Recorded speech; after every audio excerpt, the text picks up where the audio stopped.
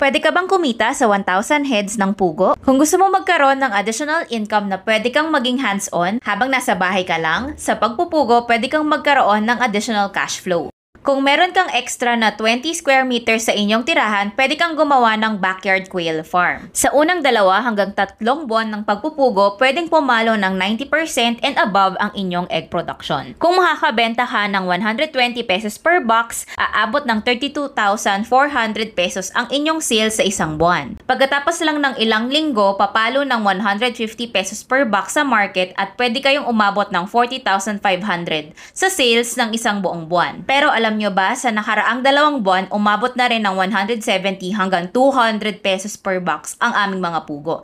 Kaya marami kang opportunities para umangat ang inyong kikitain. At syempre, ang pinakamalaking advantage ng backyard quail farm ay pwede mong makontrol ang inyong expenses para ma-maximize nyo ang inyong monthly